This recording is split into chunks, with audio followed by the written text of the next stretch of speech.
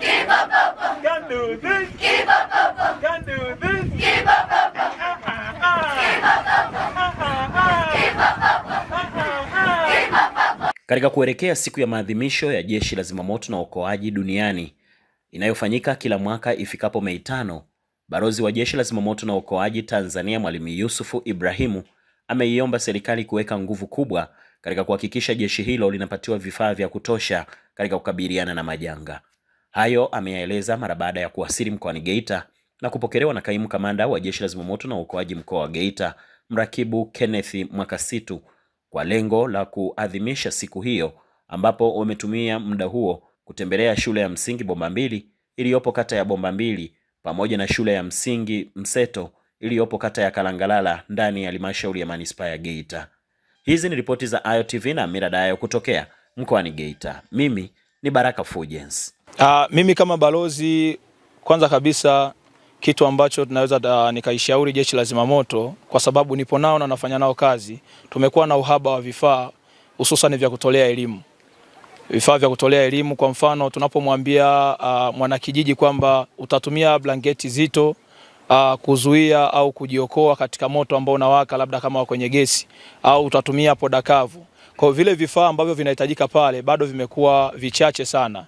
Kwa hiyo nashauri Jeshi la Zimamoto liweze kusambaza vifaa, kuongeza, kwa sababu vifaa vipo lakini tunahitaji viongezwe. Tuna ufinyu bado wa vifaa, lakini pia kwa upande mwingine tumeona watu wakilalamika sana kwamba kuna lawama mbalimbali ambazo zinajitokeza. Utakuta wanasema kwamba magari yanachelewa, si nini. Kwa hiyo kunahitajika elimu pia, kwa sababu haya magari yana utaalamu wake na kuna maji ambayo yanatumika special kwa ajili ya kuzimia moto. Kwa hiyo pia elimu iendelee kusambazwa. Kwa hiyo Jeshi la Zimamoto lituwezeshe kufikisha elimu zaidi vijijini, lakini pia kuna watu ambao mitandao ya kijamii hawatumii simu, wapo vijijini wanahitaji kupata elimu.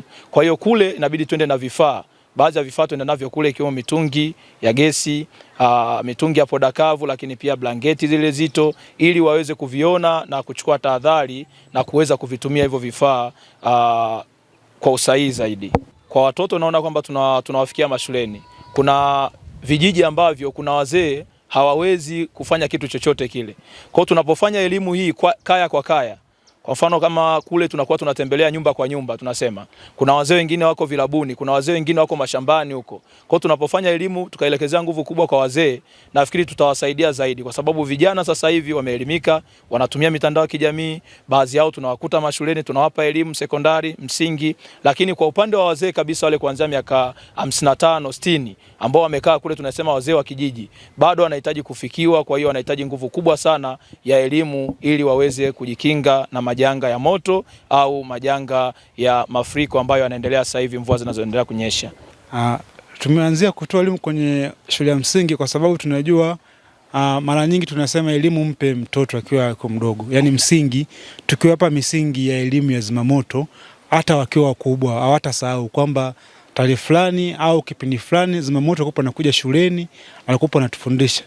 Utaona kabisa sisi tumeshakuwa wakubwa, tunakumbuka kipindi cha wakati tuko shule ya msingi, tulikuwa tuna michezo mbalimbali, tulikuwa tuna maigizo ambapo tunakumbuka kwamba siku fulani walikuwa watu fulani walitupa elimu. Kwa hiyo tumekuja shule ya msingi kwa sababu ni msingi, lazima wanafunzi wapate msingi wa zimamoto. Hatutawafundisha mambo makubwa sana, tunawafundisha vitu ambavyo ni msingi kwao. Wakifika sekondari wataendelea navyo, wakifika chuo hadi baadaye watakuwa ni mabalozi wazuri kwenye upande wa zimamoto. Nipende kuwashukuru Jeshi la Zimamoto kwa kuja hapa kutoa elimu ya zimamoto juu ya kudhibiti ajali mbalimbali zinazotokea katika jamii yetu.